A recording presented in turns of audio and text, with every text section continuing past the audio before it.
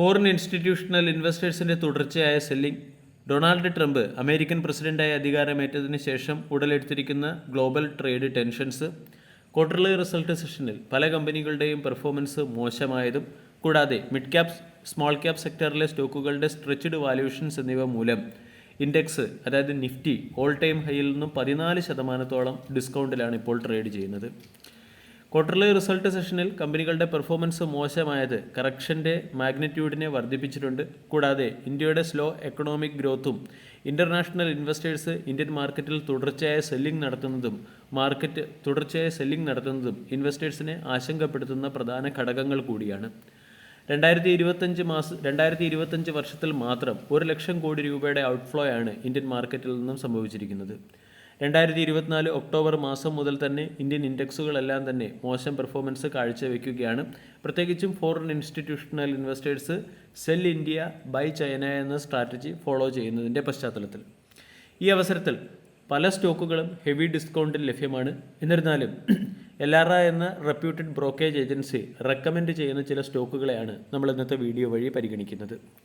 Elara capital defence സെക്ടറിലെ, പ്രത്യേകിച്ചും PSU defence സെക്ടറിലെ സ്റ്റോക്കുകളെയാണ് ലോങ് ടൈം ബെറ്റിനായി ശുപാർശ ചെയ്തിരിക്കുന്നത്. ഇവിടെ പ്രൈവറ്റ് സെക്ടറിലെ മികച്ച കമ്പനികളായ Sun Technology, Data Pattern, Azad engineering, Astra Microwave Product തുടങ്ങിയ സ്റ്റോക്കുകൾ ഹെവി ഡിസ്കൗണ്ടിൽ ലഭ്യമായിട്ടും എലാറ ക്യാപിറ്റൽ പ്രൈവറ്റ് ഡിഫൻസ് ഫിമുമായി മുന്നോട്ട് പോകാൻ പറയുന്നില്ല. മറിച്ച് PSU ഡിഫൻസ് സെക്ടറിലെ സ്റ്റോക്കുകളെ ഫോക്കസ് ചെയ്യാനാണ് പറയുന്നത്. വരുന്ന ഒരു വർഷത്തിനുള്ളിൽ 25 മുതൽ 30% റിട്ടേൺ PSU ഡിഫൻസ് സെക്ടർ തരുമെന്നാണ് എലാറ ക്യാപിറ്റലിൻ്റെ റിപ്പോർട്ടിൽ പറയുന്നത്. ഇതിനുള്ള പ്രധാന കാരണം ഇന്ത്യ ഡിഫൻസ് എക്സ്പോർട്ടിൽ കൂടുതൽ ശ്രദ്ധ കേന്ദ്രീകരിക്കുന്നതും ഡിഫൻസ് സെക്ടറിൽ നൽകിയിരിക്കുന്ന ഉയർന്ന ബഡ്ജറ്റ് അലോക്കേഷനും മൂലമാണ്.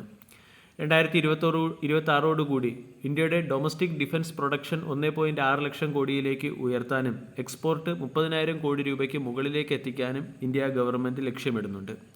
അതോടൊപ്പം തന്നെ 1.8 ലക്ഷം കോടി രൂപ ഡിഫൻസ് ക്യാപിറ്റൽ അക്വിസിഷന് വേണ്ടി മാറ്റിവെക്കുകയും ചെയ്തു. ഇതിൻ്റെയൊക്കെ ബെനിഫിറ്റ് ഏറ്റവും അധികം ലഭിക്കുന്നത് PSU ഡിഫൻസ് സെക്ടറിലെ കമ്പനികൾക്കാണ്. അങ്ങനെ നമ്മൾക്ക് ഫോക്കസ് ചെയ്യേണ്ട സ്റ്റോക്കുകളിലേക്ക് കിടക്കാം. ഒന്നാമത്തേത് Hindustan Aeronautics Limited. Hindustan Aeronautics Limited 3278 trade ചെയ്യുന്നു. 2.20 ലക്ഷം കോടി രൂപയുടെ മാർക്കറ്റ് ക്യാപ്പുള്ള കമ്പനിയുടെ valuation 25.21, dividend yield 1.16%, 52 week low 2913, 52 week high 5674. Hindustan Aeronautics ലിമിറ്റഡിൻ്റെ ഓർഡർ ബുക്ക് 1.3 ലക്ഷം കോടിയിൽ നിന്നും 2.6 ലക്ഷം കോടിയിലേക്കാണ് വളർന്നിരിക്കുന്നത്. കൂടാതെ കമ്പനിക്ക് 83 LCA തേജസ് എയർക്രാഫ്റ്റ് സപ്ലൈ ചെയ്യാനും 153 പ്രജന്റ് ഹെലികോപ്റ്റർ സപ്ലൈ ചെയ്യാനും 1.3 ലക്ഷം കോടി രൂപയുടെ ഓർഡർ ലഭിക്കുകയും ചെയ്തു. സുഖോയ് എയർക്രാഫ്റ്റിനെ അപ്ഗ്രേഡ് ചെയ്യുന്നതിന് വേണ്ടി 35,000 കോടി രൂപയുടെ ഓർഡർ ലഭിച്ചു. കൂടാതെ quick reaction surface to air missile setup ചെയ്യുന്നതിന് വേണ്ടി 25,000 കോടി രൂപയുടെ ഓർഡർ ലഭിക്കുമെന്ന് കമ്പനി പ്രതീക്ഷിക്കുന്നുമുണ്ട്. ഈ ഫാക്റ്റുകളുടെ പശ്ചാത്തലത്തിലാണ് സ്റ്റോക്ക് 24 മുതൽ 25% റിട്ടേൺ നൽകാൻ സാധ്യതയുണ്ടെന്ന് എലാറ ക്യാപിറ്റൽ പറയുന്നത്. രണ്ടാമത്തേത് ഭാരത് ഡൈനാമിക്സ്. ഭാരത് ഡൈനാമിക്സ് 1024 രൂപയ്ക്ക് അടുത്ത് ട്രേഡ് ചെയ്യുന്നു. 37,000 കോടി രൂപയുടെ മാർക്കറ്റ് ക്യാപ്പുള്ള കമ്പനിയുടെ വാല്യൂഷൻ 66.37, ഡിവിഡൻഡ് ഈൽഡ് 0.43%. സ്റ്റോക്കും 30%-ലേറെ റിട്ടേൺ നൽകാൻ സാധ്യതയുണ്ട്. 1360 രൂപയുടെ ടാർഗറ്റാണ് ഭാരത് ഡൈനാമിക്സിന് എലാറ ക്യാപിറ്റൽ നൽകിയിരിക്കുന്നത്. വരുന്ന 3 വർഷം കൊണ്ട് ഭാരത് ഡൈനാമിക്സ് അതിൻ്റെ പ്രൊഡക്ഷൻ കപ്പാസിറ്റി 3 മടങ്ങായി ഉയർത്തിയേക്കാം. കൂടാതെ 30% CAGR കൂടിയുള്ള വളർച്ച വരുന്ന 3 വർഷങ്ങളിൽ ഈ കമ്പനിയിൽ നിന്നും എലാറ ക്യാപിറ്റൽ പ്രതീക്ഷിക്കുന്നുമുണ്ട്. മൂന്നാമത്തേത് ഭാരത് ഇലക്ട്രോണിക്സ്.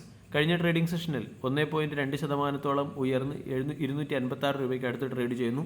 ഓൾ ടൈം ഹൈയിൽ നിന്നും കൺസിഡറബിൾ ഡിസ്കൗണ്ട് ലഭിക്കുന്ന സ്റ്റോക്കാണ്. 52 വീക്ക് ഹൈ 340, 52 വീക്ക് ലോ 179, 1.87 ലക്ഷം കോടി രൂപയുടെ മാർക്കറ്റ് ക്യാപ്പുള്ള കമ്പനിയുടെ വാല്യൂഷൻ 37.